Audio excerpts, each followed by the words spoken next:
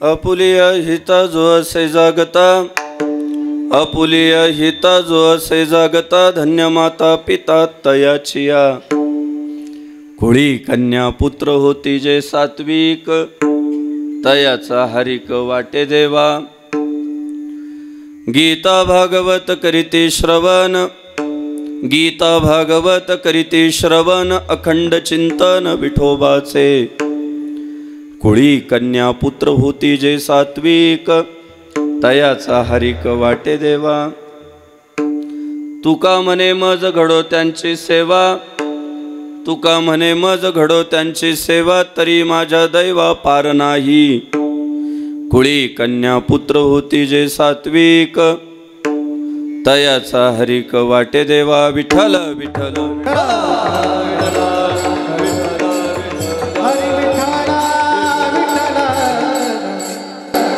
महायोग पीठे तटे भीमरथ्या,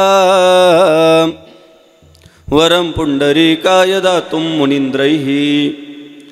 समागत्य तिष्ठन्तमानन्दकन्दं, परब्रह्मलिंगं भजे पांडुरंगं. ओम नमो ज्ञानेश्वरा, करुणाकरा दयाळा. तुमचा अनुग्रह लाधलो, पावन झालो चराचरी. मी कला कुसरी काहीच नेने, बोलतो वचने अतिभाविका. तुमचा अनुग्रह लाधलो, पावन झालो चराचरी. एका जनार्दनी तुमचा दास, त्याची आस पुरवावी. तुमचा अनुग्रह लाधलो, पावन झालो चराचरी. नमो सद्गुरु तुकया ज्ञानदीपा, नमो सद्गुरु सच्चिदानंद रूपा.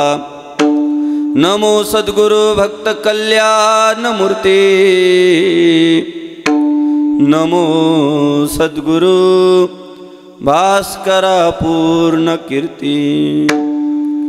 मस्तक हे पायावरी, या वारकरी संतांच्या, वारकरी संतांच्या, या वारकरी संतांच्या. मस्तक हे पायावरी, या वारकरी संतांच्या, वारकरी संतांच्या, या वारकरी संतांच्या.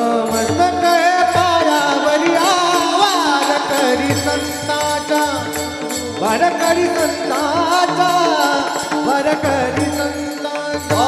मस्तक हे पायावरी, या वारकरी संतांच्या, वारकरी संतांच्या, वारकरी संतांच्या.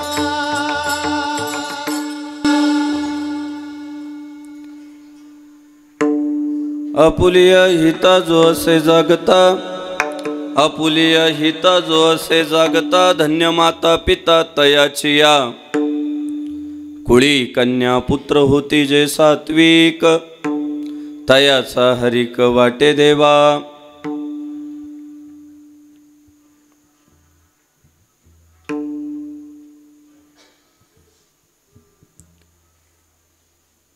फार थोडी माणसं समाजामध्ये अशी असतात की ज्यांना असं वाटतं समोरच्याचं चांगलं झालं पाहिजे. उरलेले जे असतात ना, त्यांच्या मनात नेहमी हाच विचार चालू असतो की समोरच्याचा कधी कसा आणि कुठं करेक्ट कार्यक्रम लावायचा. फार थोड्या माणसांना वाटतं पुढच्याचं चांगलं व्हावं, आणि त्यासाठी बरीच माणसं जे आपल्याला कळलंय, जे आपल्याला उमगलंय, जे आपल्याला समजलंय, ते इतरांना देण्यामध्ये उत्साही असतात. जे जे आपणासी ठावे, ते ते इतरांशी सांगावे. शहाणे करून सोडावे सकळ जन. सगळे शहाणे झाले पाहिजे, दीड शहाणे नाही बरं का, सगळे विद्वान झाले पाहिजे, हुशार झाले पाहिजे, या भावनेनं काम करणारी माणसं थोडी असतात. मुळात ज्ञान जे आहे ना, ज्ञान ते दिलं तरच टिकतं. ज्ञान जर दिलं नाही तर ते संपतंय. ते दिल्यानं वाढतं.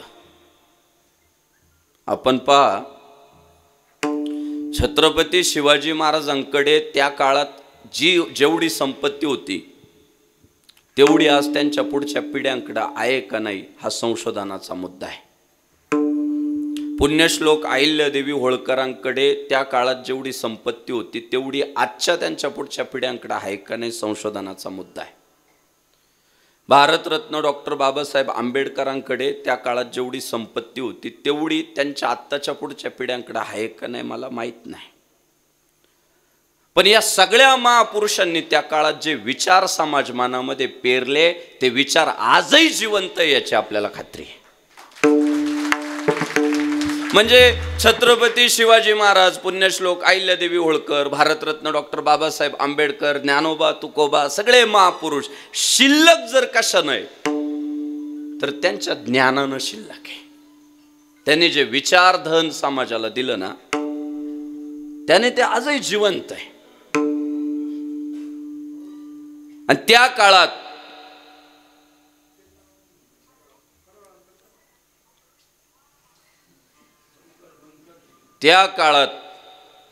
जर ह्या सगळ्या महापुरुषांनी संकुचित वृत्ती ठेवली असती, ते त्यांना कोणतरी फोन करते, भोंग्यांचा आवाज आहे ना, मी बंद करायला लावले. फुकट का आला ऐकवायचं? ते गुरुबंधू आहे माझा ऑपरेटर, त्याला म्हटलं बाबा माझं सुरू झालं का भोंगे बंद कर. फुकट नाही ऐकवायचं बाई. काय होतं माहितीये का, ते भोंगे चालू ठेवले ना इथं आलेले येडे ठरतात. म्हणजे इथं 2 तास पाय अवघडायचे, मांडी घालून 2 तास बसायचं, आणि ते घरी राहतात ना ते टॉयलेटमध्ये विठ्ठल विठ्ठल. हे कोणी सांगितलं मला सांगा महाराजजी, वंदन. कोणी सांगितलं? ज्याला खरंच उत्सुकता आहे, आवड आहे, रग आहे, त्याने मंडपात यावा.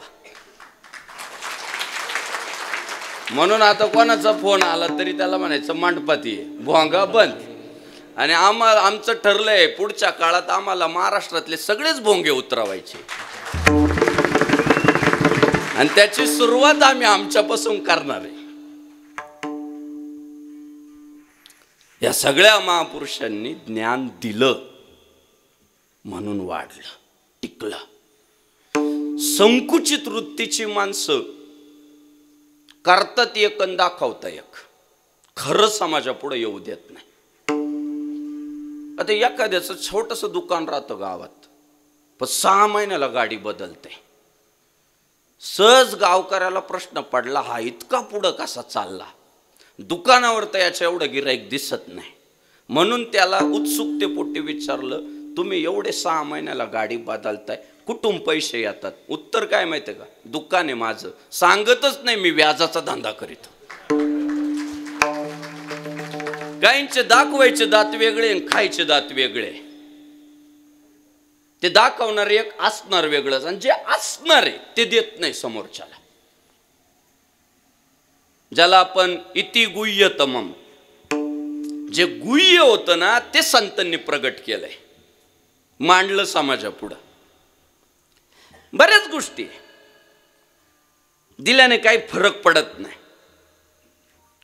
आता चहा तुम्ही बघा, चहा काय असतो?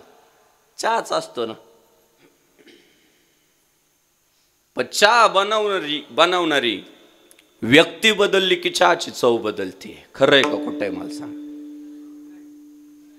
अहो मुळात आहे ना, स्वयंपाक हे काम नाही बरं का, ती कला आहे. कला वेगळी आणि काम वेगळं. विटा उचलून पलीकडं टाकणे काम आहे, कुणी उचलून टाकल्या तरी सारखंच होणार. पण स्वयंपाक काम नाही, ती कला आहे. गोकुळ भाऊ दुपारी जेवायला बसलं आणि पहिला घास मोडला की लगेच खाणाऱ्या माणसाला कळतं, आईने बनवली का ग आज भाकरी? म्हणतं ना ते कस काय, त्याला भाकरीचा घास मोडताना लक्षात आलं की ही ठेवण आईची आहे. बायकोने बनवलेली लक्षात येते, आईने बनवलेली लक्षात येते, बहिणीने बनवलेली लक्षात येते, मुलीने बनवलेली लक्षात येते. ती कला आहे. अहो चहाचं नुसतं ते तंत्रज्ञान वापरून अनेक लोक श्रीमंत झाले.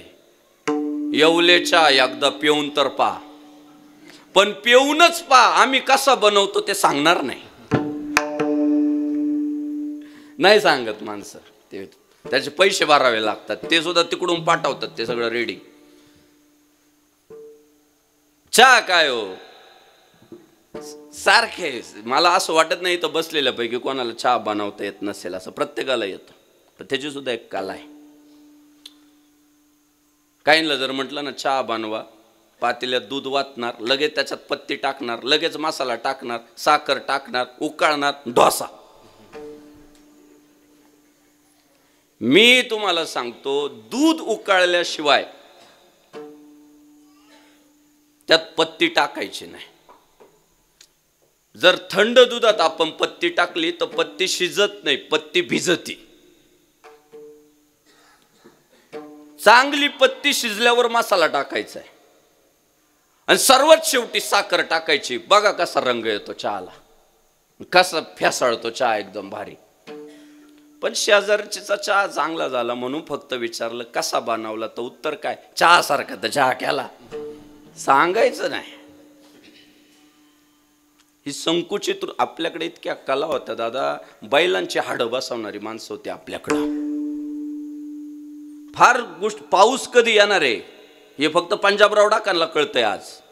पूर्वीचा काळ असा होता, गावागावात अशी माणसं होती, पाऊस कधी पडणार आहे, थंडी किती असणार आहे, एक अंदाज होते त्यांच्याकडे. निसर्गाचे काही नियम त्यांना माहित होते.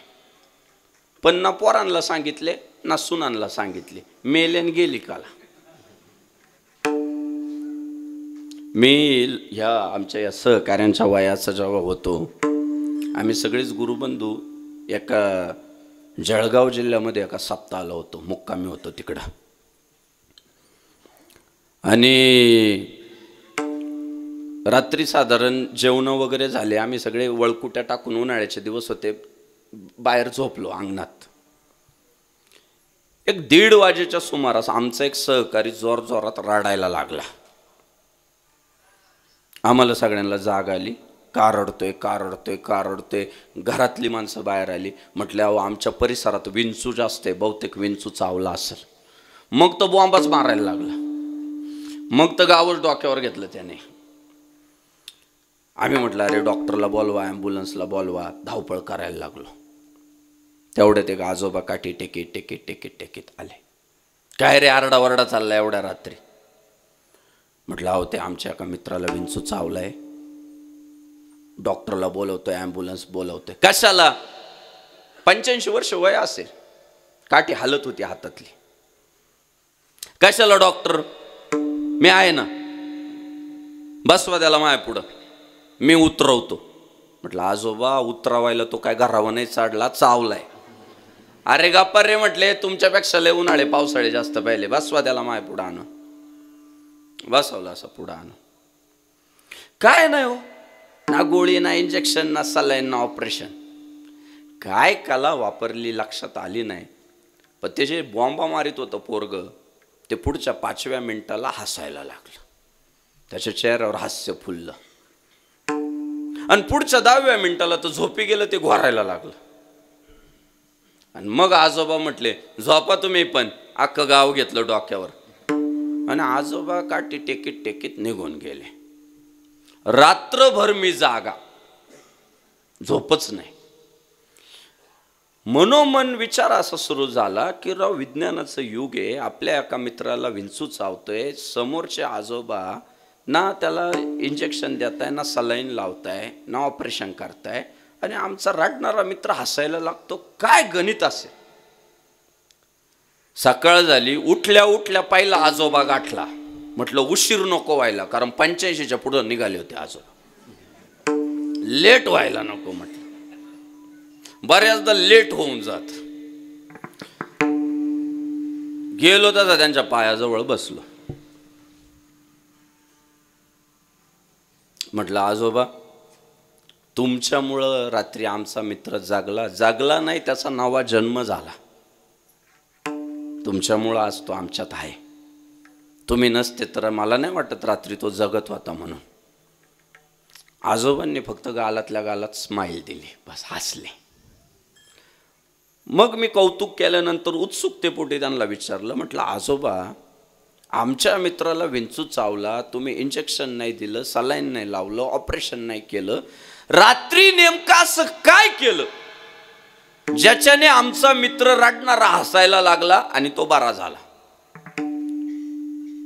दादा, 85च्या पुढं वय निघालंय, हातातली काठी थरथर हालती, कधी जग सोडतील याचा भरोसा नाही.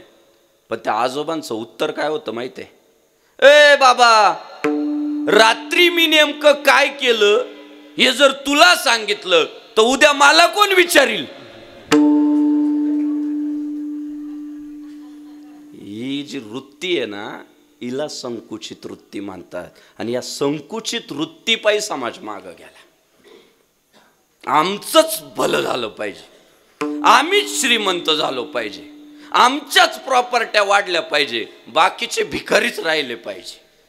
ही जी वृत्ती आहे ना, यालाच तर संकुचितपणा म्हणतात, यालाच तर हलकटपणा म्हणतात, यालाच तर स्वार्थीपणा म्हणतात.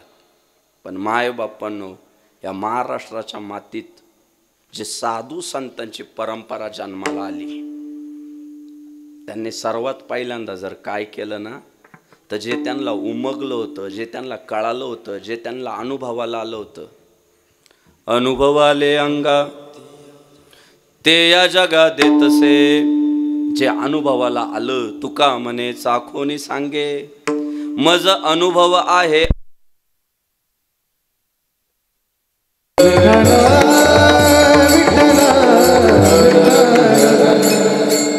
जे त्यांच्या अनुभवाला आलं, स्वतःच्या आयुष्यावर प्रयोग केले,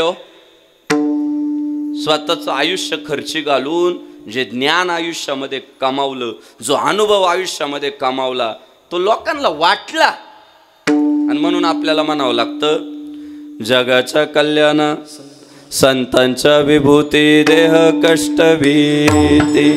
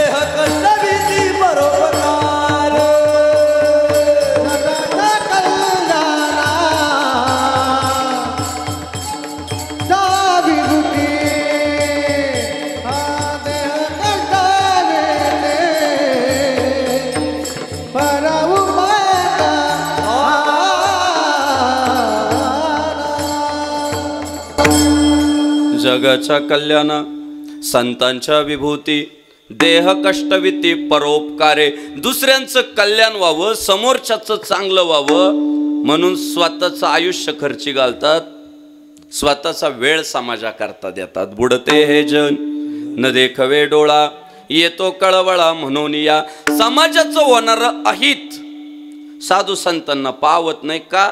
तर आतून एक कळवळा असतो, कळवळा. काहींना कळवळा असतो आणि काहींना कळमळा असतो. काहींना समोरच्याचं चांगलं व्हावं याचा कळवळा असतो आणि काहींना समोरच्याचं चांगलं झालं त्याची कळमळ असते. तर साधू संतांना जो आहे तो कळवळा आहे. सेवितो हार सवाटीतो अधिका, यारे हो नकारा नवरी, यारे हो नकारा नवरी, यारे हो नकारा नवरी. सेवितो हार सवाटीतो अधिका, नकारा नवरी, यारे हो नकारा नवरी,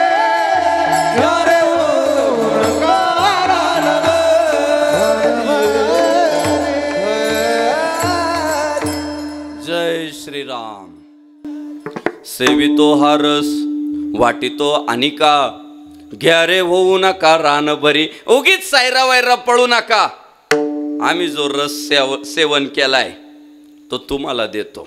ब्रह्मरस सेवू काढा. आम्हाला जो ब्रह्मानंद प्राप्त झाला तो साधू संतांनी जगाला वाटला. का? झाडू संतांचे मार्ग, आडराणी भरले जन. आड मार्गाला गेलेलं, चुकलेला, भरकटलेला समाज संतांना नाही पावला आणि म्हणून आहे ना समाजाला जाग करायचं काम केलं.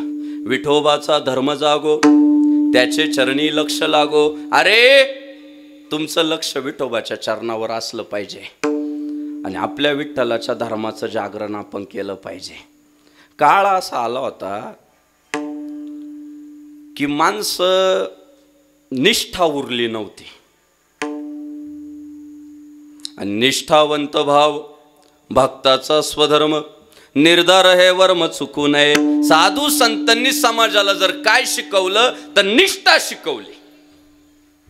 आपला वारकरी संप्रदाय हा निष्ठावंतांचा संप्रदाय. अर्थात ज्या हिंदू धर्माचं तत्वज्ञान वेद मार्गे मुनी गेले त्याची मार्गे चालिलो. वेद मार्ग जो आहे त्याच मार्गाने जाणार आपला वारकरी संप्रदाय. आणि संप्रदाय सुद्धा जिथं जाईल तिथं माथा टेकावणारा नाही हो. हा वारकरी संप्रदाय प्रचंड निष्ठावंत आहे. म्हणजे महाराजांचे प्रमाण आपण लोकांना सांगितले पाहिजे. पतिव्रते जैसा भ्रतार प्रमाण, आम्हा नारायण तैशा परी. ते म्हटले एखाद्या पतिव्रता स्त्रीला जसा तिचा नवरा सर्वस्व असतो तसा आमच्यासाठी आमचा राम सर्वस्व आहे. म्हणजे जिथं जाईल तिथं डोकं टेकावणार आपला हिंदू धर्म नाहीये. आपला हिंदू धर्म एकनिष्ठ, एक धरीला चित्ती आम्ही रखुमाईचा पती, एक धरलाय. ही निष्ठा आहे आणि ही निष्ठेचा धडा त्या काळात साधू संतांनी दिला की आम्ही एक रखुमाईचा पती आमच्या चित्तामध्ये धारण केला. इतरत्र भरकटणारे मेरे तो गिरीधर गोपाल दुसरो न कोई. ते म्हटले माझा कृष्ण मला पुरेसा आहे, दुसरा कोण नको. एक गाऊ आम्ही विठोबाचे नाम, अनिकाचे काम नाही आता. आता आतापर्यंत काय केलं ते सोडा, पण इथून पुढे आम्ही एका विठ्ठलाचं नाव गाऊ. ही निष्ठा आहे. झालं असं होतं, मोठ्या प्रमाणात धर्मांतरण सुरू होतं. माणसं कुठेही जाऊन डोकं टेकवायला लागले होते, कुठेही जाऊन चादरी टाकायला लागले होते, कुठेही जाऊन प्रार्थना करायला लागले होते. त्या काळामध्ये जो हिंदू धर्मामध्ये मोठ्या प्रमाणात फूट पडत होती, माणसं धर्मांतरित होत होते, त्या काळात निष्ठेचा धडा दिला. देह जावो अथवा राहो पांडुरंगी दृढ भाव. अरे शरीर राहिलं काय गेलं काय, मरणाही आधी राहिलो मरोनी, मग केले मनी होते तैसे. मुळात धर्माचं काम करणाऱ्या माणसानं मरणाला घाबरायचं नसतं आणि जो मरणाला घाबरतो तो धर्माचं कामच करू शकत नाही. आम्ही धर्मवीर छत्रपती संभाजी महाराजांना का मानतो? ते मृत्यूला नाही घाबरले, त्यांनी धर्माची बूज राखली. औरंग्या म्हणत होता फक्त धर्म परिवर्तन कर, हिंदुस्तान काय तुमच्यासारखे योद्धे जर आमच्यात सहभागी झाले तर जग काबीज करू. पण नाही केलं त्या काळात धर्मवीर छत्रपती संभाजी महाराजांनी धर्मांतरण. का? साधू संतांनी शिकवलं होतं धर्मासाठी झुंजावे, झुंजोनी अवघ्यासी मारावे आणि मारिता मारिता घ्यावे राज्या फुले. अरे धर्मासाठी लढायचंय, धर्म रक्षावयासाठी करणे आटी आम्हासी. अरे आमचा जो सगळा संघर्ष आहे हा धर्माच्या रक्षणासाठी. आणि शेवटी महाराजांनी बलदंड अशा प्रकारचं शरीर गमावलं, राजसत्ता गमावली, प्रतिष्ठा सगळं सगळं पानाला लावलं. शेवटच्या श्वासापर्यंत जगदंब जगदंब गजर करत राहिले, हर हर महादेवचा नारा देत राहिले. आज 32व्या वर्षी धर्मवीर छत्रपती संभाजी महाराजांचं बलिदान आहे साहेब.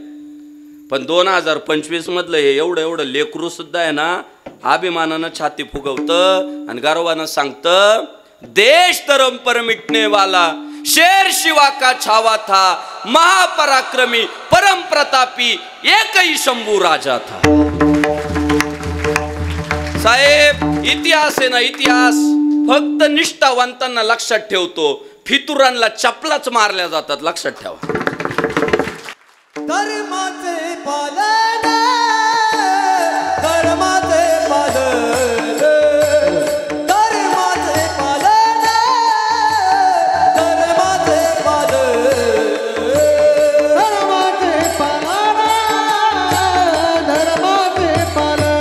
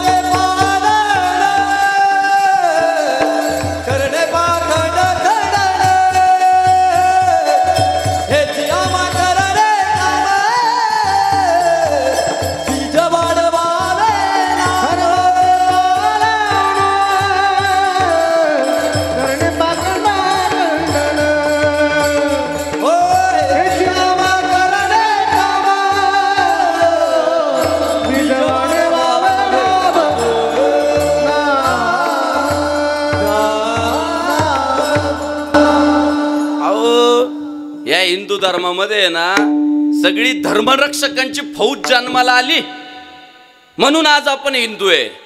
जर नसते आले साधू संत जन्माला ना, नसते आले महापुरुष जर जन्माला ना, तर कदाचित आज आपण हिंदू पण नसतो राहिलो. हा सगळा त्यांचा संघर्ष आहे. धर्माचे पालन करणे, पाखंड खंडन. मुळात आपण धर्माचे रक्षक आहे. आपण जातीयवादाला सुरुंग लावला पण धर्माला महत्व दिलं. ज्ञानेश्वर महाराजांनी जातीयवादाला सुरुंग लावला. न पाहे याती कुळाचा विचार, भक्त करुणा कर ज्ञानाबाई. त्यांनी जात कुळ पाहिले नाही. भगवान श्री तुकाराम महाराजांनी जातीयवादाला सुरुंग लावला. तुका म्हणे नाही जाती सवे काम, ज्याचे मुखी नाम तोची धन्य. पण धर्माला मात्र जीवापाड जपला.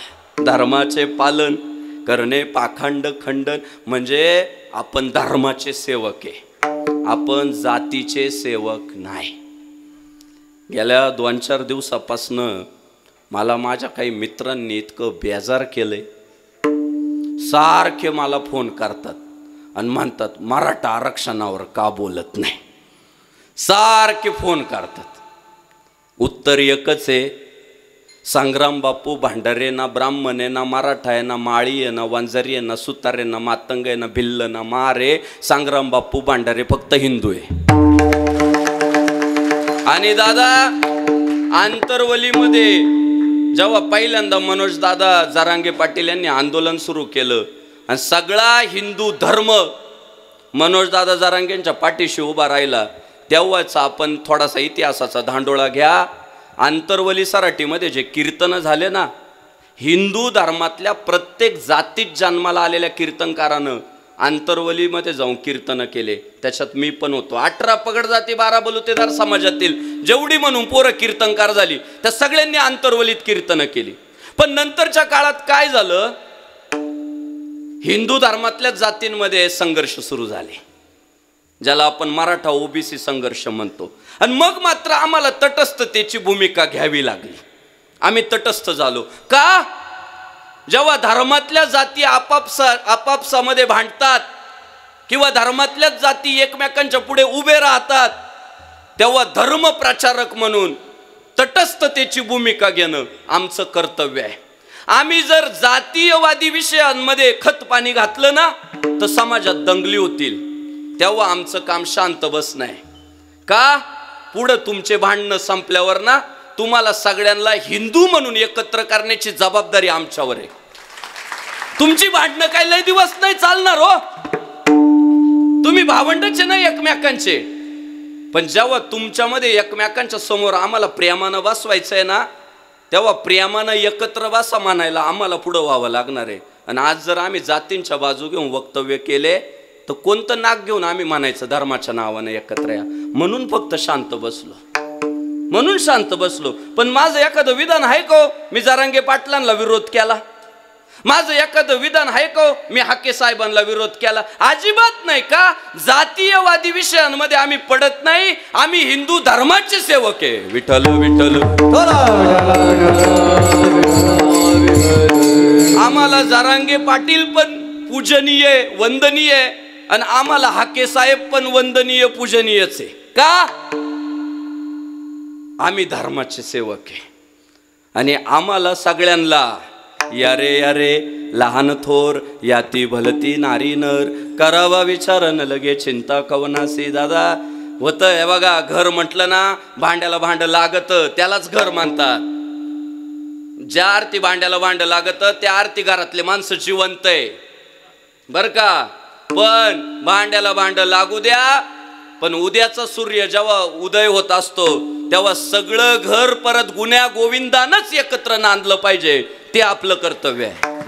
हे होऊन जातील. हे विषय लय दिवस चालत नाही. काहीतरी हे बघा, शेवटी संविधान सगळ्यापेक्षा श्रेष्ठ आहे, कायदा श्रेष्ठ आहे.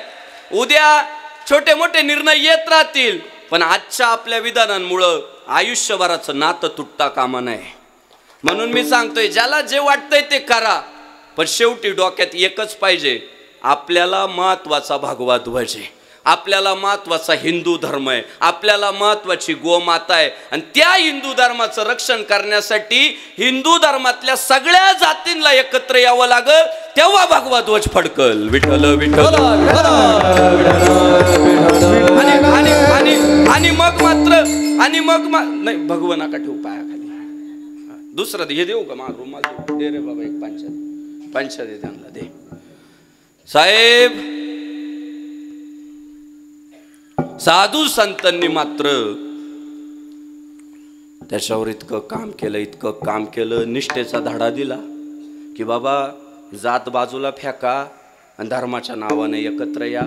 तुम्ही जर विभागल्या गेले, वाटल्या गेले जाती जातींमध्ये तर फायदा नेहमी परकीय आक्रमणकर्त्यांना झाला. इंग्रज अधिकाऱ्यांना विचारलं तुम्ही 150 वर्ष हा देश कसा लुटला? म्हटलं यांच्यात भांडणं लावले, भांडा तुम्ही, आम्ही राज करू. मुघलांना विचारलं तुम्ही एवढ्या वर्ष कस काय यांना गुलाम केलं? म्हटलं यांच्यात भांडणं लावले आम्ही, या आपापसात भांडले ना आम्ही लांबून माझ्या पाहिली. आणि बघा 2025 मध्ये काय सुरू आहे. हिंदू भांडतोय आणि हिंदू विरोधी मजा घेत आहे. विठ्ठल विठ्ठल विठ्ठल विठ्ठल विठ्ठल विठ्ठल कुचकुल्या होत आहे त्यांना. आणि म्हणून मात्र साधू संतांनी गावोगाव जाऊन नारा दिला, बाबा एका साह्य करू अवघे धरू सुपंत. आता सगळे मिळून आपण आपल्या धर्माचं काम करू. गेले भगवान श्री तुकाराम महाराजांनी तर फार त्याच्यासाठी फार मोलाचा वाटा घेतला. दादा रान पिंजून काढलं. आम्हाला का अभिमान आहे माहिती आहे या परंपरेचा? या परंपरेचं योगदानच लय हो. अहो मी मराठवाड्यात गेलो होतो कीर्तनाला. एका गावामध्ये, एक गाव साधारण 5 किलोमीटर राहिलं, रेंजच गेली मोबाईलची. ते गुगल मॅप सेट केलेलं होतं म्हणून आपला गेलो मी, पुढे जात राहिलो. त्यानंतर गाव राहिलं 1-2 किलोमीटर, रस्ताच संपला डांबराचा. पुढं गाडी चालायची, मागं फुफाटा उडायचा. मनात विचार असा आला, पुढं गाव तरी आहे का नाही का ट्रॅप आहे. एक घाट लागला छोटासा, उतरून गेलो घाट, पण अंगावर काटा येतोय. घाट उतरून गेल्यानंतर साहेब लोक जे दृश्य मला दिसलं ना, या पोलीस बांधवांना साहेब म्हणतोय बरं का, साहेबच म्हणू ना त्यांना. साहेब लोक खाली उतरून गेलो घाट.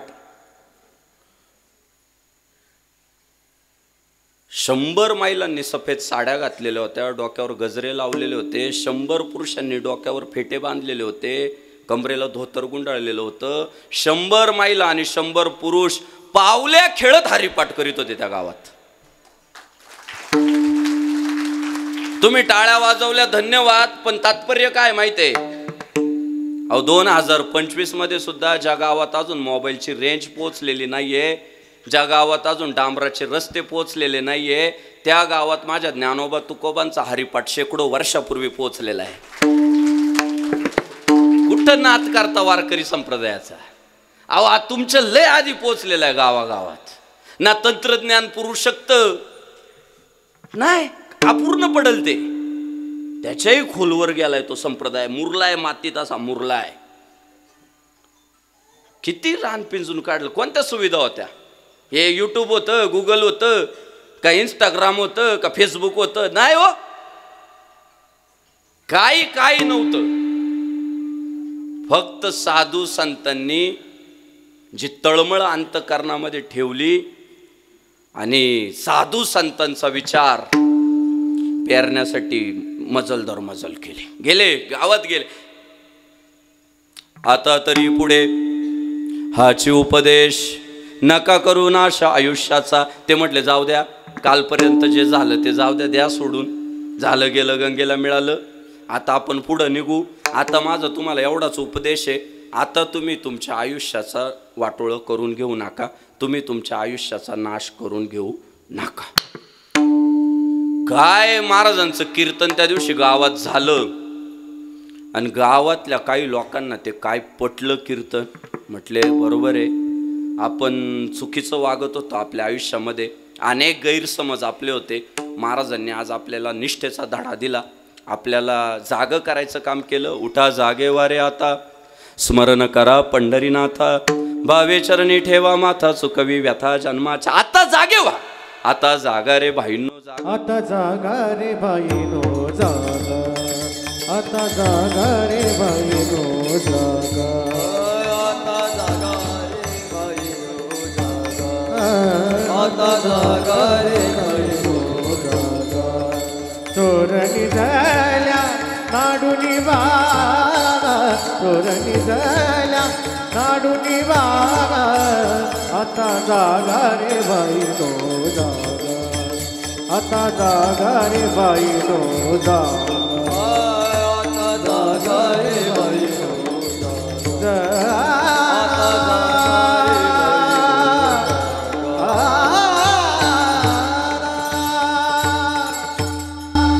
आता जागा रे भाईंनो जागा, चोर निजल्या नाडोनी भागार. आता जागे व्हा. जाऊ दे, आतापर्यंत नाही लावला कपाळाला टिळा, पण उद्यापासून तर कपाळाला अंड ठेवू नका. तुळशी माळ गळा, गोपी चंदन टिळा, हृदयी कळवळा वैष्णवांचा. अरे भगवत भक्तांबद्दल प्रेम निर्माण करा. गळ्यात तुळशीची माळ घाला, कपाळाला टिळा लावा. काय वाईट हो टिळा लावल्याने? काय वाईट होणार आहे? अहो टिळ्याचे फायदे सांगू. ऊर्ध्व पौंड्रभार, कंठी शोभे माळ, कापे कळी काळ तया भेने. तुमच्या कपाळाला जर टिळा असला तर कळी काळ सुद्धा तुम्हाला घाबरतो. प्रतिकूल परिस्थितीशी लढण्याचं सामर्थ्य तुम्हाला तो टिळा देतो. टिळ्यामुळे तुमचं अस्तित्व सिद्ध होतं. तुम्ही कोण आहे, देवाचे का राक्षसाचे? लगेच कळतंय. तो टिळा म्हणजे काय? तो देवाच्या नावानं. एखाद्या महिला आपली जेव्हा कुंकू लावते, काय सिद्ध होतं? इला नवरा आहे, बरोबर आहे. मग तसं जेव्हा आपण नुसतं महिलांसाठी नाही नियम, आपल्यालाही कोणीतरी बाप आहे राम म्हणून टिळा लावायचा आहे. आता काय करावं आपण? सांगून सांगून दमलो, लांडच ठेविता कपाळ. परवा एकाला म्हटलं टिळा का लावित नाही, हसत मला म्हणतो मी सायन्सला आहे. सायन्सला आहे म्हटलं गादड्या, हुशार आहे तू, मोठा लावला पाहिजे टिळा. आर्टवाल्याने थोडा छोटा लावला तरी चालेल. हुशार आहे ना, मग हुशारी जास्त दाखव ना. टिळा लावल्यानंतर 10 वर्ष वय कमी वाटत, तरुण दिसतो माणूस टिळ्यावाला. ज्यांचे लग्न जमत नाही त्यांनी ट्राय करा. 1.5 महिन्यात मला फोन कराल, बापू जमलं. टिळ्याचे फायदे. भेटलेला माणूस तुम्हाला राम रामच म्हणणार. आता अनेकांना मी जय श्रीराम म्हणतो, त्याचं दुःख नाही. अरे आमचा आजा राम राम म्हणायचा, आमचा पंजा राम राम म्हणायचा, आमचा बाप राम राम म्हणतो, मग आम्ही काय म्हणू? राम रामच म्हणणार ना. मला एक जण म्हणे रामकृष्ण हरी का म्हणत नाही. अरे तो मंत्र आहे आमचा, तो माळीवर जपितो आम्ही, तो ध्यानस्थ बसल्यानंतर त्याचा जप करतो. आमच्या हिंदू धर्मामध्ये भेटलेल्या माणसाला मंत्र नाही सांगत, जय जयकार करायचा असतो देवाचा, म्हणून आम्ही जय श्रीराम म्हणतो. इतकं सरळ आहे. बरं दादा, काय म्हणत होते आपले पूर्वज? राम रामच म्हणायचे ना.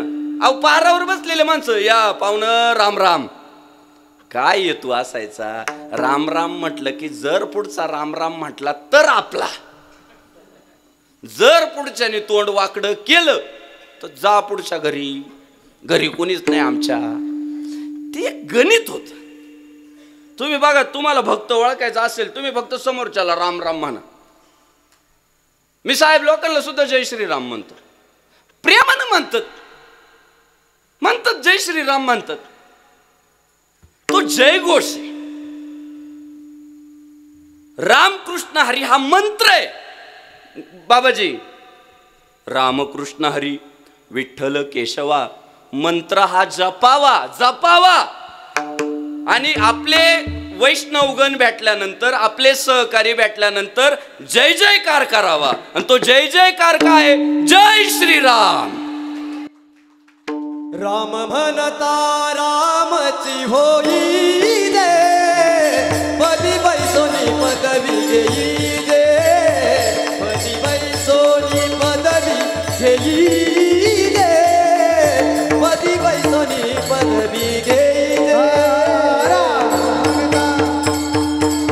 होई दे, पदी बैसोनी पदवी घेई दे, पदी बैसोनी पदवी घेई दे, पदी बैसोनी पदवी घेई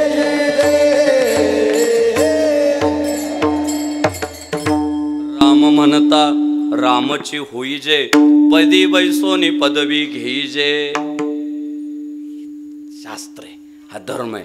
जाऊ द्या, आमची बालगोपाळांची मोठी संघटना आहे गावात.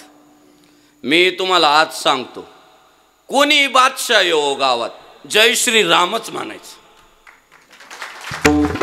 काय म्हणायचं? जोरात. असं पुढचा हिंदुस्तान भागवायचे, काळजी करायची नाही. काय झालं माहितीये का, आपण थोडे संक्रमण काळात जन्माला आलो, त्यामुळे आपण कन्फ्यूज राहतो. हे खरं का ते खरं? हे अजिबात कन्फ्यूज नाही. ये जो हिंदू इतका काम करेगा वही देश पे राज करेगा. ये कन्फ्युजन मध्ये नाहीये. हे पूर्ण यांना खात्री पटलेली आहे खरं काय. आपण कन्फ्युजन मध्ये थोडे. हे मोठे वाहू द्या फक्त, हे लय ताकदीने काम करणारे.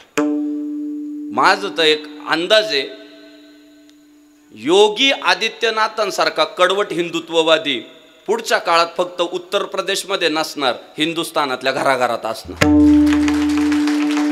हे पोरं इतकी कडवट असतील धर्माबद्दल, यांना इतका अभिमान असेल, गोमातेवर इतकं प्रेम असेल, यांना जर हिवरगाव पावसात टोल नाक्यावर एखादी जर गोमांसाची गाडी सापडली, आणि हीच पोरं राहतील ना पोलीसमध्ये, हीच पोरं राहतील तहसीलदार, हीच पोरं राहतील आमदार खासदार.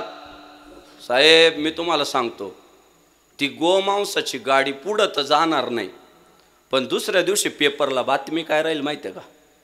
चकमकीमध्ये ड्रायव्हरचा एन्काउंटर करावा लागला. ही सुट्टी देणारच नाही. गायीवर सुरा दूर दूर पर्यंत हे सहन नाही करणार. का? यांच्या मनात मुरलंय. यांनी जे नेते पाहिले ना, ते गाय मांडीवर खेळवणारे पाहिले. यांनी जे नेते पाहिले ना, ते गायीची पूजा करणारी पाहिले. गो मातेला आई म्हणणारे, देव म्हणणारे नेते पाहिले. आणि त्यामुळे मोठे झाल्यावर ना गायीलाच सर्वस्व मानणार. लिहून ठेवा तुम्ही. घराघरात हिंदुत्ववादी जन्माला येतील. घराघरात शिवराय, शंभूराजे, तुकोबाराय, ज्ञानोबाराय, साधू संत. म्हणजे हिवरगाव पावसात सुद्धा एकनाथ महाराज नसणार. 2-4 घर ओलांडले का एखादा एकनाथ महाराज राहणारच कडवट हिंदुत्ववादी. कमाल आहे त्यांच्या हिमतीची, कमाल आहे त्यांच्या हिमतीची, खरंच कमाल आहे. काय धर्मासाठी समर्पित असणं ना ते एकनाथ महाराजांकडे पाहून शिकावं. काय अपेक्षा नाही. धर्म की जय हो, अधर्म का नाश हो. संग्राम बापू बोलतो वेगळा विषय, पण एकनाथ महाराजांचं हिंदुत्व ना खरंच कौतुक करावं असं आहे. साधू संतांचं ते काम होत.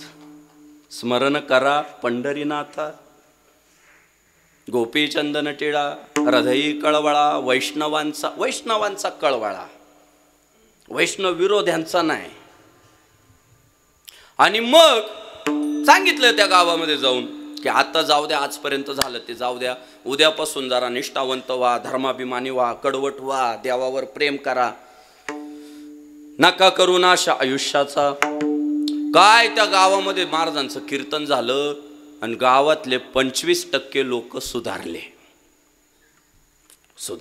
म्हटले महाराज बरोबर सांगताय. काही गावात माणसं असतात, एकदा सांगितलं की त्यांना कळत. मुळात माणसामध्ये 2 वर्ग आहे. एक वर्ग झोपलेला आहे आणि एक वर्ग आहे त्याने झोपेचं सोंग घेतलंय. जो झोपलेला आहे त्याला साधू संत जाग करू शकता, पण ज्याने झोपेचं सोंग घेतलंय त्याला जगाच्या पाठीवरची कोणतीच शक्ती जाग करू शकत नाही. आंब्या आणि पेरू मधला फरक सांगितला तर समजदाराला कळतो हा आंबा आहे ना हा पेरू आहे. पण ज्याने ठरवलंय दोघांना चिक्कूच म्हणायचं, त्याच्या पुढे आपण किती गीता वाचा, ज्ञानेश्वरी वाचा, काही करा, तो आंब्यालाही चिक्कूच मानणार आणि पेरूलाही चिक्कूच मानणार. काय करणार त्याला? आणि मग ते गावातले जे काही समजदार लोक होते ते म्हटले ह्या महात्मा जे सांगतोय ते बरोबर आहे, आपण उद्यापासून सुधारायचं. गावामधल्या 25% लोकांनी गळ्यात माळा घातल्या, कपाळाला टिळा लावायला सुरुवात केली, मुखानं रामनाम जप सुरू केला आणि गाव 25% सुधारला.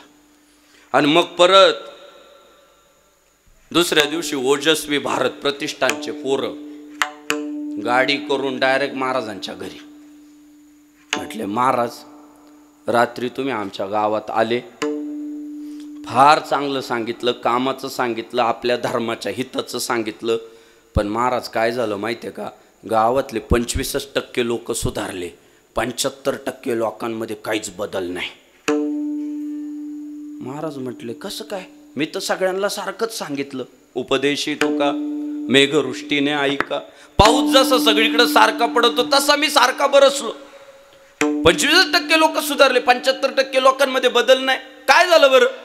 पोरं म्हटले महाराज काय झालंय माहितीये का, आमच्या गावातल्या लोकांचा अहंकार लय वाढलाय. म्हणजे त्यांना इतका गर्व झालाय की दुसऱ्याचं ते ऐकतात पण ऐकत अजिबात नाही. वर फक्त ऐकल्यासारखं करतात आणि त्याचीच मनमानी करतात. लय अहंकार झालाय त्यांना. असं आहे का? ठीक आहे चला येतो मी रात्री. गळ्यात विना घातल्या, हातात चिपळ्या घेतल्या आणि जे महाराज गावात आले, नुसतं सांगितलं नाही असं वागा तसं वागू नका, म्हणजे उपदेश नाही केला, फक्त आले तसे गावातले जे अहंकारी लोक होते छाती काढून उभे राहिलेले त्यांचे पायच धरले. लागोन या पाया विनवितो तुम्हाला, करे टाळी बोला मुखी नाम. अहो महाराजांच्या गळ्यात विना आहे, हातात चिपळे आहे, पण आले तसे पाय धरले भाविकांचे आणि म्हटले तुमच्या पाया पडतो, पण तुम्ही हातानं टाळी वाजवा आणि मुखानं राम म्हणा. दादा त्या गावातले जे अहंकारी लोक होते त्यांना इतक्या गुदगुल्या झाल्या ना, ते म्हटले अरे हा तर लय ट्रेंडिंगला आहे ना, तुकाराम तुकाराम नाम घेता कापेयम. म्हणजे तो काळ असा होता की तुकाराम महाराजांचं नाव घेतलं की यम सुद्धा घाबरत होता, आजही घाबरतो. त्या काळातही घाबरत होता, आजही घाबरतो. आणि ज्याला यम घाबरतो तो आपल्या पाया पडतो म्हटल्यावर त्या अहंकारी लोकांना जरा मजा वाटली. ते म्हटले एवढा मोठा माणूस आपल्या पाया पडला, माळच घालायची. कपाळाला टिळाच लावायचा आणि मुखानं जय श्रीरामच म्हणायचं. काय हो, काय अपेक्षा होती त्याची? मला मान द्या. मी नेहमी गावागावात जाऊन सांगतोय, बाबा गावातल्या काही लोकांचे दुखणे लय छोटे, त्यांना निवडणूक नाही लढवायची, त्यांना पैसा नाही कमवायचा, त्यांची एकच इच्छा आहे मला दादा म्हणा. मग म्हणू ना. त्याला दादा म्हटल्यावर जर धर्मकार्य पुढे जात असेल, बघा एकदा त्याला दादा म्हटलं ना, ते पत्रवळ्या उचलू लागत, झाडू लागत, बॅनर लावू लागत, सगळं काम करताय ना. ते काय पाहिजे त्याला? फक्त दादा. अहो मग म्हणू ना दादा त्याला. अहो संतांनी हेच तर केलं ना. आमचं म्हणणं काय? आम्ही त्याने सुखी म्हणा, विठ्ठल विठ्ठल मुखी. तुम्ही मुखानं देवाचं नाव घेत असाल तर आम्ही सुखी आहे. आणि त्याच्यासाठी संतांनी पाय धरले, पाया पडून सांगितलं. आणि मग पुन्हा गावामध्ये 25% परिवर्तन झालं बा. झाले म्हणजे आता गावात किती टक्के बदल झाला सगळा? हा, भारी ऐकताय बरं का लाडक्या बहिणी. असं ऐकलं पाहिजे कीर्तन. 50% गाव सुधारलं, पण 50% गावात बदलच नाही. केली परत ओजस्वी भारत प्रतिष्ठानच्या सहकार्यांनी गाडी केली, गाठले महाराज. म्हटले महाराज तुम्हाला तरी किती त्रास द्यायचा? तुम्ही पहिल्यांदा गावात आले, समजून सांगितलं, 25% गाव सुधारलं. दुसऱ्यांदा गावात आले, पाया पडून सांगितलं, 25% गाव सुधारलं. पण महाराज अजून 50% गावामध्ये काहीच बदल नाही. महाराज म्हटले आता तुम्ही नका सांगू तुमच्या गावातला प्रॉब्लेम काय. कळाला म्हटले मला, येतो म्हणे मी, चला. त्या दिवशी मात्र रात्री महाराज आले, ना समजून सांगितलं ना पाया पडून सांगितलं, मजबूत लावला बा महाराजांनी. किती सांगू तरी न ऐकती बटकीचे, पुढे शिंदळीचे रडतील,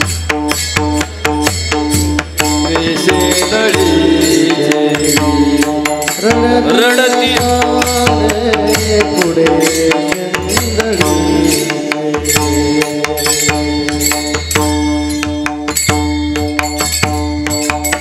महाराज गावात आले, डायरेक्ट शिव्या दिल्या. किती सांगू तरी न ऐकती बटकीचे, पुढे शिंदळीचे रडतील. शिंदळीच्या नो तुमच्या फायद्याचं सांगतोय. बरं पहिल्या दिवशी समजून सांगितलंय, दुसऱ्या दिवशी पाया पडून सांगितलंय, तरी तुम्हाला कळत नाही. लक्षात ठेवा, पुढे तुम्हालाच रडावं लागणार आहे, तुम्हालाच पश्चाताप करावा लागणार आहे. महाराजांनी दिल्या शिव्या. आणि मग शिव्या दिल्यावर गावातले जे काही लोक होते ते म्हटले, अरे हे पहिल्या दिवशी आलं तेव्हा समजून सांगत होतं, दुसऱ्या दिवशी आलं तेव्हा पाया पडून सांगत होतं, आज हे शिव्या देऊन सांगते. आपण आजच सुधरू नाही तर उद्या हे दांडकं घेऊन यायला बसले. कारण भले तरी देऊ कासेची लंगोटी, नाठाळाच्या माती हानू काठी, मऊ मेनाहुनी आम्ही विष्णुदास, कठीण वज्रास भेदू आहे. आता समोरचा जर सरळ मार्गीच नाहीये, त्याला शेवटी काय? झुंजार ते जगी विष्णुदास एक. मग काय शेवटी महाराज म्हटले शिव्यांशिवाय पर्याय नव्हता. आणि लातो के भूत बातो से नाही मानते. त्या दिवशी मात्र शिव्या दिल्यावर काही लोक म्हटले, बाबा आपण सुधार. गावात आहे बघा एक वर्ग आहे असा, शिव्या दिल्याशिवाय ऐकतच नाही. बघा तुम्ही, त्याला शिवी दिले होते सगळं ऐकत आहे तुमचं, शिवी देईपर्यंत ते ऐकत नाही. आणि मग महाराजांनी शिव्या दिल्यावर पुन्हा गावातले 25% लोक सुधारले. म्हणजे आता गावात परिवर्तन किती टक्के झालं? 75. किती राहिले आता? 25%. पुन्हा ओजस्वी भारत प्रतिष्ठानच्या सगळ्या सहकार्यांनी गाडी केली, गाठलं महाराजांना. म्हटले महाराज किती त्रास द्यायचा हो तुम्हाला, तरी आम्हालाच आता लाज वाटायला लागली. पण महाराज खरं सांगू का, आम्ही तुम्हाला का त्रास देतोय माहिती आहे? तुमच्यामुळं आमचं 75% गाव सुधारलं. पण महाराज 25% गावातले लोक जास्त बिघडल्यासारखे वागू राहिले का?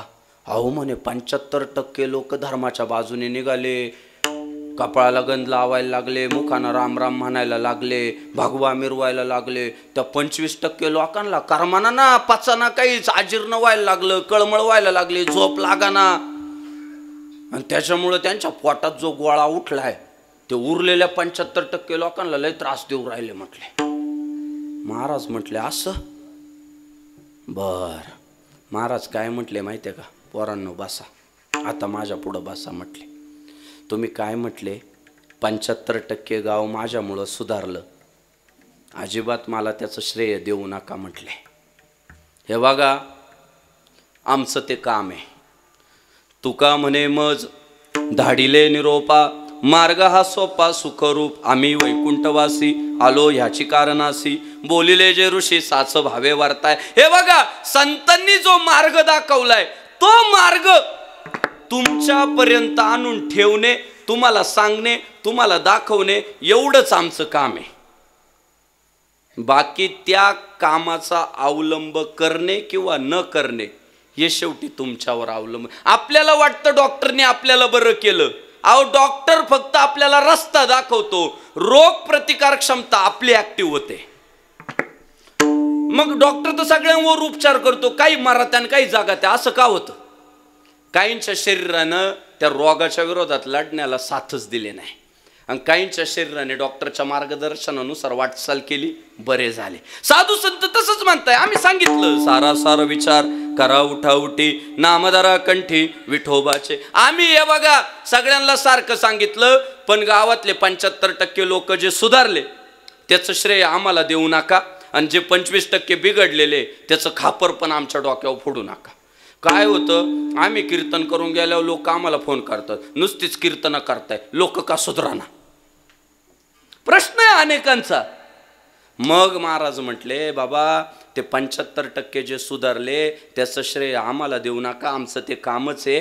आणि जे 25% बिघडलेलेच आहे त्याचं खापर पण आमच्या डोक्यावर फोडू नका.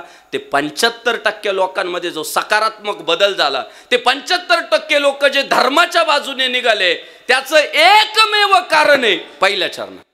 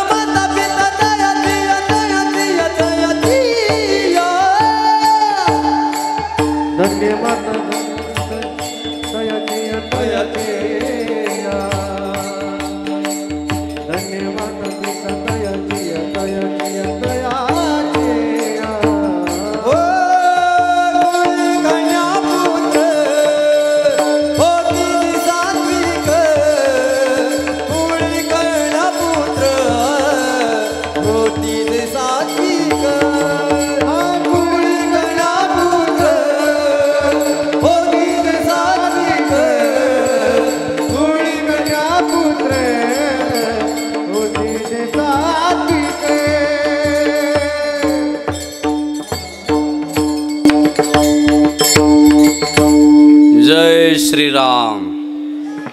भगवान श्री तुकाराम महाराजांनी उत्तर दिलं अभंगाच्या पहिल्या चरणात. म्हटले तुमचं 75% गाव जे हिंदुत्ववादी झालं ना त्याचं एकमेव कारण आहे आपुलिया हिता जो असे जागता, धन्य माता पिता तयाची या. ते म्हटले अरे त्यांचे आईबापच दर्जेदार होते. पवित्र ते कुळ पावन तो देश, जेथे हरीचे दास जन्म घेती. अहो महाराजांनी कुळाचंच कौतुक केलंय. चांगली पोरं जन्माला जेव्हा घराण्यात येतात ते म्हणतात शुद्ध बीजापोटी फळे रसाळ गोमटी. अहो बीज शुद्ध असल्यामुळं त्या बीजापासून निर्माण होणारा वृक्ष आणि त्याला लागणारी फळं ही मधुर असतात, हे महाराजांनी सांगितलं. आणि दादा, ते जे 25% बिघडलेले होते त्याचं कारण तुकाराम महाराजांनी काय सांगावं? तुका म्हणे जाय नरका अभक्ताची माय. अरे म्हटले त्यांच्या आईला नरकाला जावं लागल. काय माय गेली होती भूतापाशी, हरिनये मुखासी अरे मुडा. अरे तुझ्या मुखात देवाचं नाव येत नाही, आई भूताजवळ गेली होती का? म्हणजे काय केलं माहितीये का, संतांनी प्रॉडक्टला दोष दिलाच नाही, फॅक्टरीला टार्गेट केलं. आणि प्रॉडक्टचं कौतुक पण नाही केलं, फॅक्टरीच केलं. म्हटलं याची फॅक्टरीच चांगली. आणि बघा तुम्ही, प्रॉडक्टला नाही किंमत, फॅक्टरीलाच किंमत आहे. प्रत्येकाच्या खिशात मोबाईल आहे, पण फॅक्टरी बदलली का किंमत बदलती ना.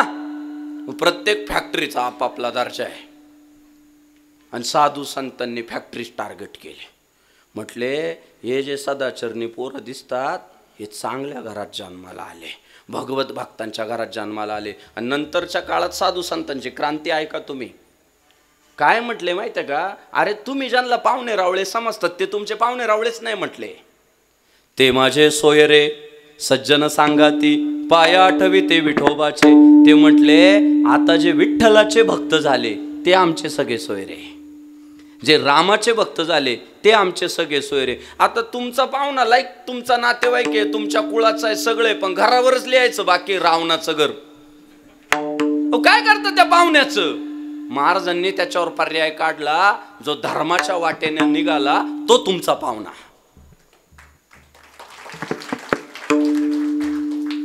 मग त्याची जात पाहिली नाही, त्याची कुळ पाहिलं नाही, त्याने हिंदू धर्माचा अंगीकार केला ना, मग तो तुमचा पाहुणा. हा नियम घातला संतांनी की जो धर्माच्या वाटेने निघाला आता तो तुमचा पाहुणा. कारण त्यांना विज्ञान कळालं होतं. बीज बोये बबूल का आम कहा से खाय. आता जर लावलेलीच बाबूळ असेल तर त्याला आंबे कसे येतील हो? तुमच्या दारात उगवली बाबूळ उगवली, तुम्ही म्हणताय आंबे पाहिजे, काय करावं लागेल? जिथं आहे आंबे झाडाला तिथं जावं लागेल ना त्या झाडाचा शोध घेत. संतांनी तोच मंत्र सांगितला की दादा हे जे भगवत भक्त आहे ना, तुकाराम महाराजांना विचारलं, अहो तुम्ही एवढं भजन कसं करता देवाचं? माझ्या वडिलांची मिराशिगा देवा तुझी चरण सेवा पांडुरंगा. अहो मी तुम्हाला सांगतो, जर छत्रपती शिवाजी महाराजांचं नाव घेतल्यानंतर तुमच्या द्वारा हत्तीचं बळ संचारत असेल, लढण्याची ऊर्जा मिळत असेल, तर आरशात पाहून अभिमानानं स्वतःलाच सांगायचं, शरीरात आलेला रक्ताचा थेंब थेंब हिंदूचा आहे. छत्रपती शिवाजी महाराजांबद्दल, पुण्यश्लोक अहिल्यादेवी होळकरांबद्दल, भारतरत्न डॉक्टर बाबासाहेब आंबेडकरांबद्दल, ज्ञानोबा तुकोबादी संतांबद्दल, आपल्या हिंदू धर्मातल्या महापुरुषांबद्दल जर समाजातला एखादा माणूस चुकीचं वक्तव्य करत असेल आणि तुम्हाला जर राग येत नसेल तर आईला जाऊन भेटायचं. तुमची तळपायाची आग मस्तकाला गेलीच पाहिजे. शिवरायांच्या विरोधात बोलल्यावर जर तुम्ही म्हणत असाल ना, जाऊ दे त्याने त्याचं मत मांडलं, अरे उद्या तो तुझ्या आईबद्दल मत मांडलं. मला एक सांगा, आपल्या आईबद्दल जर गावात कोणी चुकीचं बोललं तर आपण म्हणू ना, जाऊ दे त्याने त्याचं मत मांडलं. आपण काय करू? पोलीस स्टेशन गाठू, साहेब तक्रार घ्या, आपण लढा देऊ ना. मग महापुरुषांबद्दल बोलल्यावर का आमचं रक्त सळसळत नाही? प्रश्नचिन्ह नाही. आपली तळपायाची आग मस्तकाला गेलीच पाहिजे, त्यांच्यामुळं आपलं अस्तित्व आहे. ते सगळे आपले मायबाप आहे. तुम्ही संत माय बाप कृपावंत, कायमी पतित कीर्तिवानू. आणि दादा जे या सगळ्या महापुरुषांचं गुणगान गातात, जे साधू संतांचं कौतुक करतात, महाराज म्हणतात ते तुमचे खरे सोयरे. ते माझे सोयरे सज्जन सांगाती, पाया आठवी ते विठोबाचे. बरं जाऊ द्या, आता समारोप करतो मी. तुम्हाला सगळं क्लिअर होऊन जाईल आता एकदम पुढच्या 5व्या मिनिटात. गणित काय ते तुम्हाला सांगतो. शेवटी घराण्याचा पण एक दर्जा असावा लागतो, घराण्याचा एक संस्कार असावा लागतो, त्याच्याशिवाय होत नाही साहेब. हाणून मारून कोणाला भक्त करता येत नाही, भक्त जन्माला यावा लागतो. त्याच्यासाठी त्या कुळाची तपश्चर्या असते भाऊ. अहो हे शिवराय जे आपल्याला पाहायला भेटतात ना, ते जिजाऊ साहेबांचे कष्टच आहे की बाळा तुला लढायचंय, तुला पुन्हा भगवा ध्वज फडकावायचाय, ही आई म्हणतीये घरात. मुजरा मानाचा मानाचा जिजाऊला, मुजरा मानाचा मानाचा जिजाऊला, मानाचा जिजाऊला, मुजरा मानाचा मानाचा जिजाऊला. धन्य धन्य तोरे आई शिवरायाची जिजाई, धन्य धन्य तोरे आई शिवरायाची जिजाई. आज पूजित महाराज तारा, मुजरा मानाचा मानाचा जिजाऊला, मुजरा मानाचा मानाचा जिजाऊला, मुजरा मानाचा मानाचा जिजाऊला,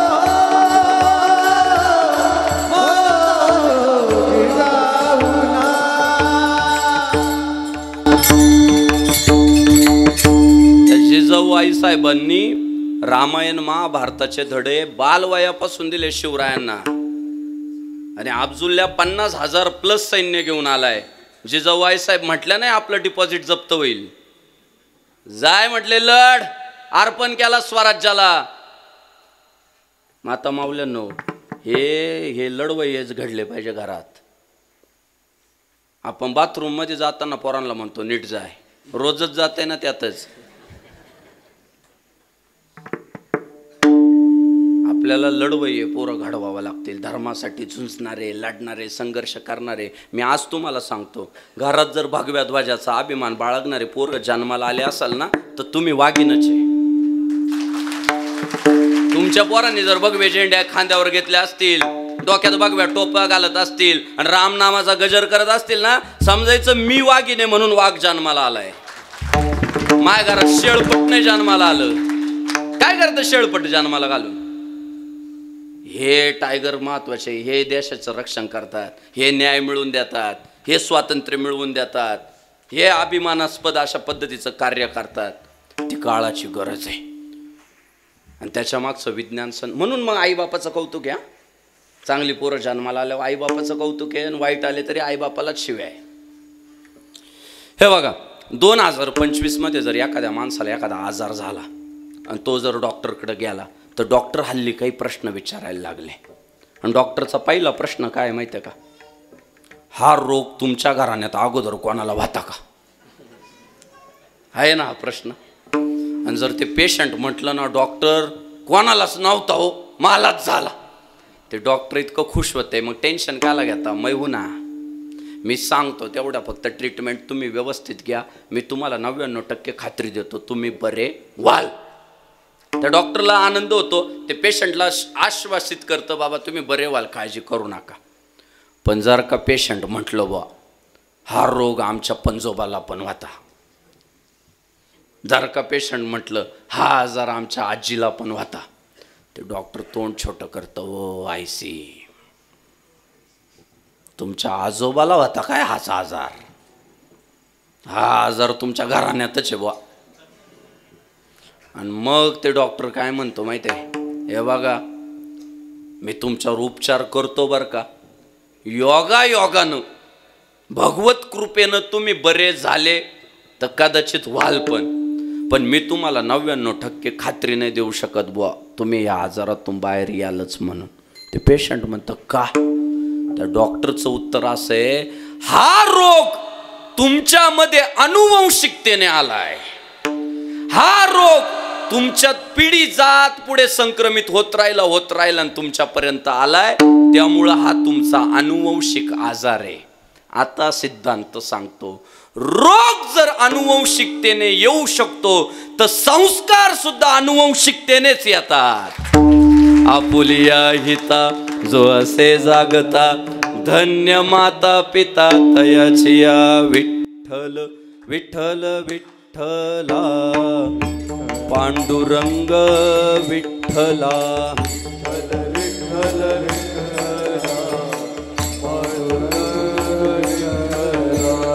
विठ्ठल विठ्ठल विठ्ठला, रखुमाई विठ्ठला, विठ्ठल विठ्ठल विठ्ठला,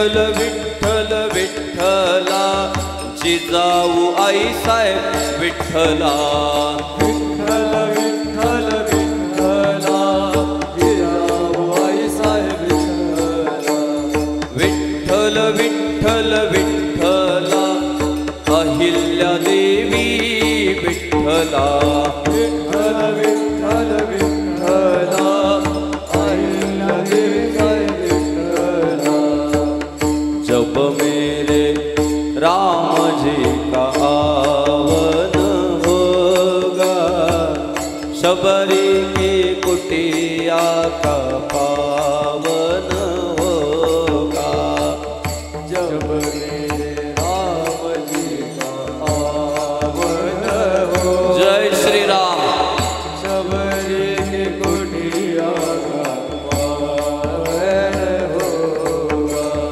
आएंगे जब रघुराई तब आसन पर बिठाऊंगी मीठे मीठे बेर अपने हाथों से खिलाऊंगी मीठे मीठे बेर अपने हाथों से खिलाऊंगी साथ साथ लखन जी का दर्शन होगा शबरी की कुटिया का पावन होगा जब मेरे राम जी का आवन होगा शबरी की कुटिया का पावन होगा रघुपति राघव राजा राम पतित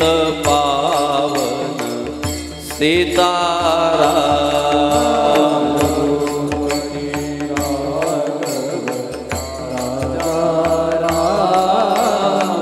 पतित पावन सीताराम रघुपति राघव राजा राम पतित पावन सीताराम रघुपति राघव राजा राम वाह जय श्री राम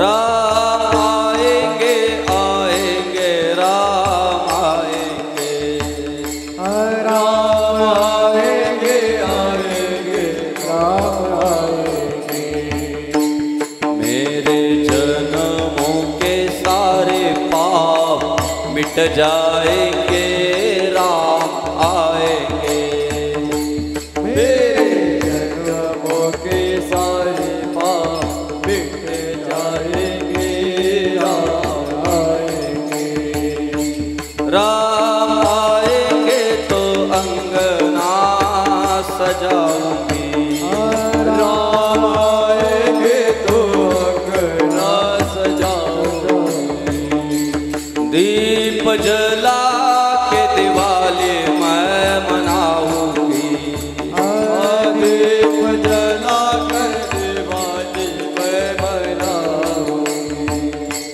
मेरे झोपड़ी के बाग आज खुल जाएंगे राम आएंगे झोपड़ी के बाग आज खुल जाएंगे राम आएंगे हरे राम राम राम हरे हरे हरे कृष्ण कृष्ण कृष्ण हरे हरे हरे राम राम राम हरे हरे कृष्ण कृष्ण कृष्ण हरे मोरया रे बाप्पा मोरया रे मोरया रे बाप्पा मोरया मोरया रे बाप्पा मोरया रे मोरया रे बाप्पा मोरया मोरया रे बाप्पा मोरया रे मोरया रे बाप्पा मोरया रे बाप्पा मोरया रे मोरया रे बाप्पा मोरया रे मेरे भारत का बच्चा बच्चा जय जय श्री राम बोलेगा भारत का बच्चा बच्चा जय जय श्री राम बोलेगा मेरे भारत का बच्चा बच्चा जय जय शिवराय बोलेगा मेरे भारत का बच्चा बच्चा जय जय शिवराय बोलेगा मेरे भारत का बच्चा बच्चा हर हर महादेव बोलेगा मेरे भारत का बच्चा बच्चा हर हर महादेव बोलेगा विठोबा रखुमाई जय जय जय जय विठोबा रखुमाई विठोबा रखुमाई कुंडलिक वरदा श्री ज्ञानदेव प्रभु रामचंद्र गोपाल कृष्ण पंढरीनाथ पवन सुत हनुमान माऊली ज्ञानेश्वर जगद्गुरु तुकाराम स्वामी समर्थ हिंदू धर्म की भारत माता की जय श्री राम हर हर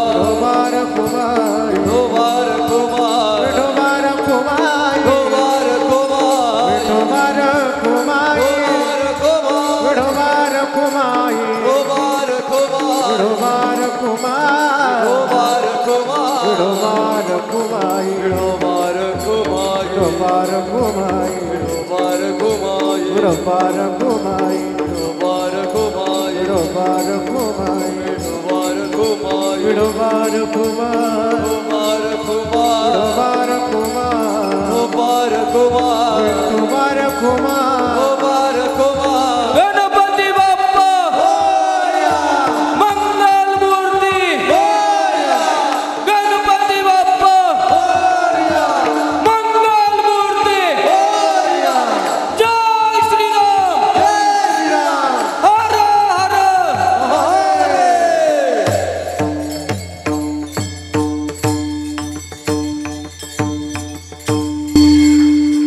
अपुलिया हिता जो असे जागत धन्य माता पिता तयाचिया.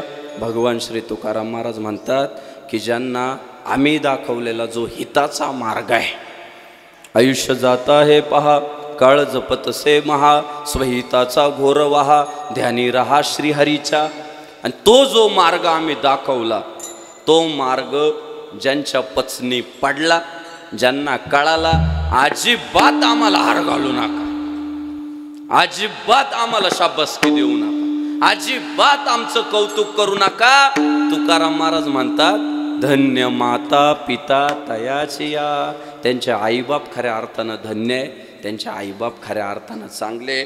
आणि आपल्या गावामधील ओजस्वी भारत प्रतिष्ठान व सकल हिंदू समाज हिवरगाव पावसा या गावातील सगळ्या आपल्या मंडळींनी एकत्रित येत भगवान श्री मारुतीरायांच्या देवळाच्या प्रांगणामध्ये गणेशोत्सवाचं औचित्य साधून आज हा जो धर्मकीर्तन सोहळा आयोजित केला त्याचं सुद्धा एकच कारण आहे धन्य माता पिता तयाची. आपल्या वाडवडिलांनी पुण्य केलं आपल्या वाडवडिलांनी धर्माची पताका जोपासली आणि त्याचा परिणाम पुढची पिढी धर्मनिष्ठ जन्माला आली. आणि त्याच्यामुळं मी खऱ्या अर्थानं जर नतमस्तक कोणापुढं होतो तर या सगळ्या तरुण मंडळींचे जे माता पिता आहे आई वडील आहेत जे पूर्वज आहे त्या पूर्वजांच्या चरणी खऱ्या अर्थानं नतमस्तक होतो. या गाव महाराज मी सांगितलं ना पवित्र ते कुळ पावन तो देश जेथे हरीचे दास जन्म घेती. मी तुम्हाला सांगतो या हिवरगाव पावसाची मातीच चांगली आहे. या हिवरगाव पावसामधली या हिवरगाव पावसामधील माणसंच पुण्यवान आहे म्हणून सद्गुरू एकनाथ महाराजांसारखा संत या मातेत जन्माला.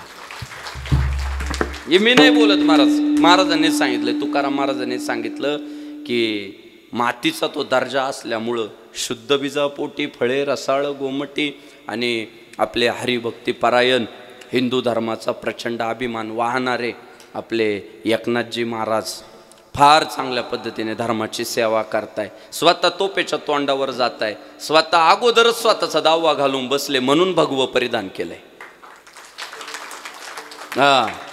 संन्यास म्हणजे काय? धर्माला समर्पित. आणि असे आपले महाराज, त्यांचे सद्गुरू परिव्राजकाचार्य हिंदू धर्माचं भूषण परमहंसजी महाराज, त्यांचं तर जगभर नाव आहे. म्हणजे मोठ्या हिंदुत्ववाद्यांपैकी सद्गुरू परमहंस महाराज आणि त्यांचे पट्ट शिष्य म्हणून आपले महाराष्ट्राचं वैभव, आपल्या हिंदू धर्माचं वैभव एकनाथजी महाराज. आज पूर्ण वेळ ठरवलं असतं तर शेवटचे 5 मिनिटं सुद्धा महाराज आले असते, आपल्याला आशीर्वाद देऊ शकले असते. पण सुरुवातीपासून पूर्ण माझं कीर्तन ऐकून घेतलं. आणि खरं सांगू का, मी जर चुकत असेल ना तर माझ्या गालात एकनाथ महाराजांनी मारावी, त्यांचा तो अधिकार आहे. मी जर चुकत असेल ना तर त्यांनी मला ना जाहीर समाजापुढे माझे गाल जोडावे, मी आदरानं सहन करील. का? मला माहिती आहे त्यांची योग्यता, मला माहिती आहे त्यांचा अभ्यास, मला माहिती आहे त्यांची सेवा. म्हणून महाराज, आपण सुरुवातीपासून आलात त्याबद्दल मी आपले आभार व्यक्त करतो. आपण सुरुवातीपासून आला म्हणून माझ्या कामाचं आपण परीक्षण करू शकता. मी जे सांगतोय, मी जे बोलतोय ते धर्मविरोधी आहे का हे आपण सांगू शकता. म्हणून सद्गुरू एकनाथ महाराजांच्या चरणी मी नतमस्तक होतो, त्यांचे सद्गुरू परमहंस महाराजांच्या चरणी नतमस्तक होतो, त्यांचे शिष्य परिवार त्यांच्या सर्वांच्या चरणी नतमस्तक होतो. गोड अशी गायन साथ करणारे हरिभक्ती पारायण भजन सम्राट अविनाश महाराज कदम आपले धन्यवाद व्यक्त करतो. हरिभक्ती पारायण मृदंग सम्राट वैद्य महाराज आपले धन्यवाद व्यक्त करतो. व वारकरी शिक्षण संस्था ज्यांनी सुरू केली आणि घराघरातील पोरांना हिंदू धर्माचं तत्त्वज्ञान शिकवताय असे हरिभक्ती पारायण भजन सम्राट चैतन्य महाराज भांगरे गुरुजी आपले देखील मी मनापासून धन्यवाद व्यक्त करतो. आमच्या सगळ्या वारकरी सहकाऱ्यांसाठी जोरदार टाळ्या झाल्या पाहिजे. या निमित्तानं गावचे सरपंच असतील, उपसरपंच असतील, सोसायटीचे चेअरमन, डायरेक्टर, विरोधी पक्ष नेते आपल्या सर्वांचे मी मनापासून धन्यवाद व्यक्त करतो. गणपती मंडळांचे अध्यक्ष, नवरात्रोत्सव मंडळांचे अध्यक्ष, महापुरुषांच्या जयंती उत्सवांचे अध्यक्ष, त्या सगळ्या मान्यवरांचे धन्यवाद व्यक्त करतो. माझ्या प्रेमापोटी वेगवेगळ्या गावांमधनं आलेली सगळी माझी हिंदुत्ववादी संघटना, हिंदुत्ववादी पक्ष, हिंदुत्ववादी नेते मंडळी, आपण सर्वजण दूरवरनं प्रेमापोटी येतात, धर्मापोटी येतात, धर्माच्या सेवेसाठी येतात.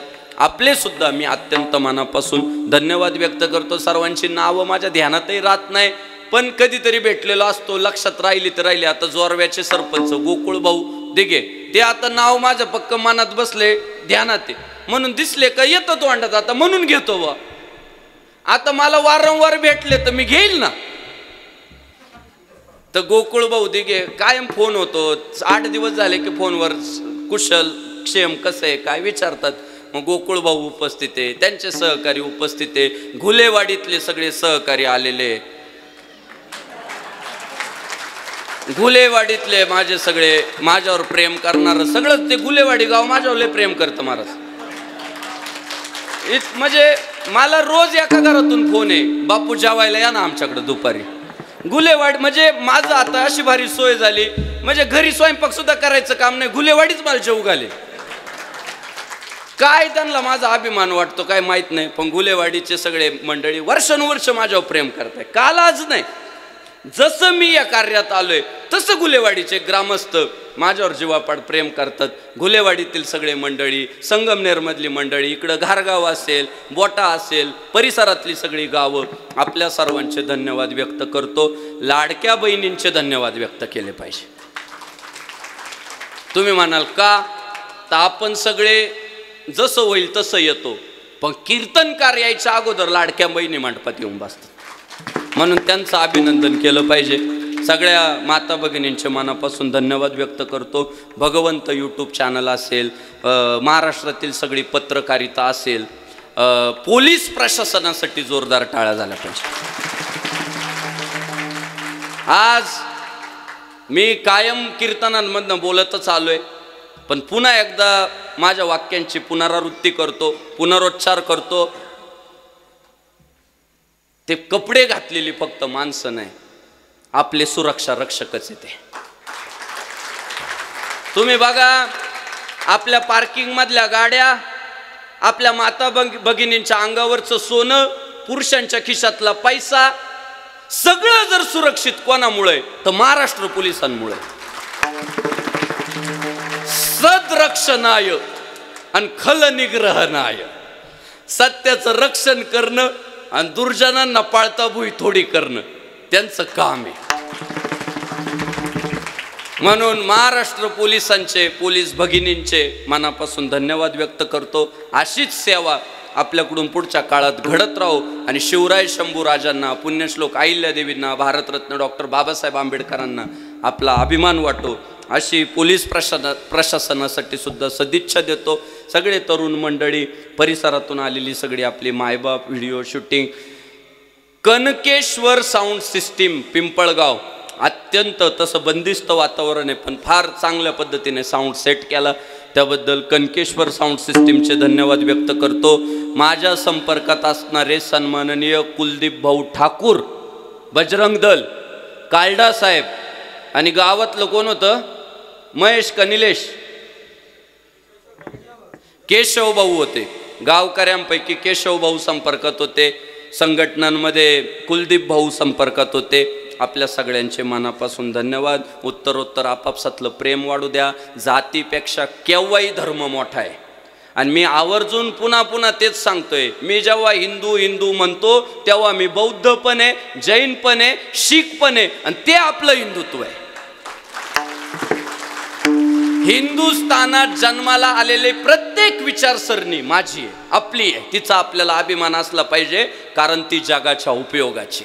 आपला लढा परकीय आक्रमणकर्त्यांसोबत, ज्यांनी देवळं पाडून विध्वंस केला, त्यांच्या विरोधात आपला लढा आहे. आपल्या लोकांसोबत आपला लढा नव्हता, नाही आणि पुढे नसणार. आणि त्यामुळं ते हिंदुत्व 18 पगड जाती, 12 बलुतेदार सगळ्या समाजाला एकत्र करून भगवा ध्वज फडकवत ठेवणं, हिंदू धर्माचा अभिमान बाळगणं, आपल्या महापुरुषांच्या विचारांचा प्रचार प्रसार करणं आणि आपल्या समाजातलं सुख वाढीस लावणं हे आपलं कर्तव्य आहे. आणि तो हिताचा मार्ग ज्या ज्ञानोबा तुकोबांनी आपल्याला सांगितला ते भगवान श्री तुकाराम महाराज म्हणतात, आपुलिया हिता जो असे जागता धन्य माता पिता तयाचिया. आणि भगवान श्री तुकाराम महाराज इतके भावनिक झाले, इतके भावनिक झाले, इतके भावनिक झाले, म्हटले अशी सुसंस्कृत मुलं आणि त्यांना संस्कार करणारे आईबाप जेव्हा जेव्हा मला भेटतात तेव्हा तेव्हा माझ्या अंतःकरणात एकच इच्छा असते, या सुसंस्कृत आईबापाची आणि त्यांच्या सुसंस्कृत मुलांची सेवा माझ्याकडून घडली पाहिजे. शेवटचा चरण. गरुडाची सेवा तुका म्हणे माझा, गरुडाची सेवा म्हणे माझा, गरुडाची सेवा तुका म्हणे माझा, गरुडाची सेवा तरी माझा दैवा पार नाही, तरी माझा दैवा, तरी माझा दैवा पार नाही. कुणी कर्णपूर होती दे दया, कुणी कर्णपूर होती दे परी माझा दैवा पार नाही, परी माझा दैवा पार नाही. कोणी कर्णपुत्र होती दे सात्विक, कोणी कर्णपुत्र होती दे सात्विक. तुका म्हणे माझा, गरुडाची सेवा तुका म्हणे माझा, गरुडाची सेवा म्हणे मला गरुडाची सेवा तुका म्हणे मला गरुडाची सेवा. तरी माझा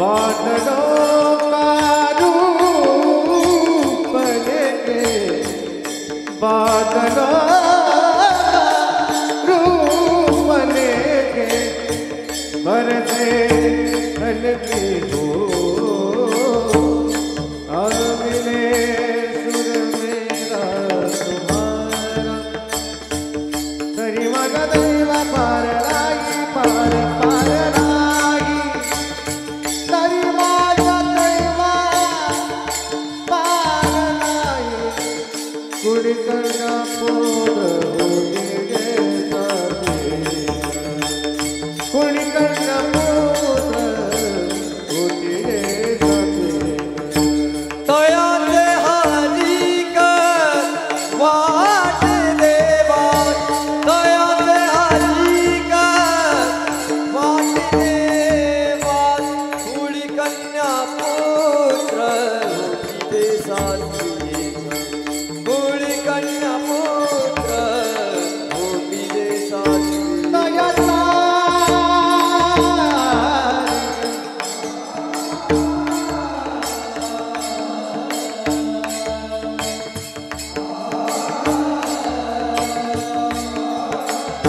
वा जय श्रीराम.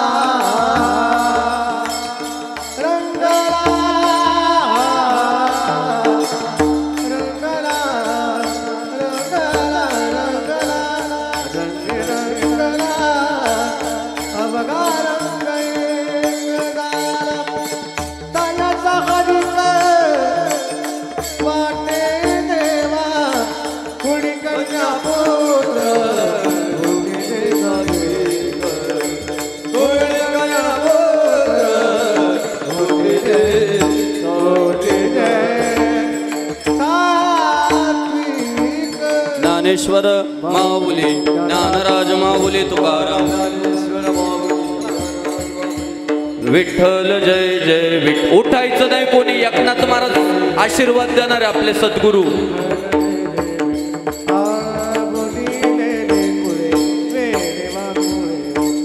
करा क्षमा परत महाराज नाही उचारिला अधिकार ना तुला करा क्षमा परत महाराज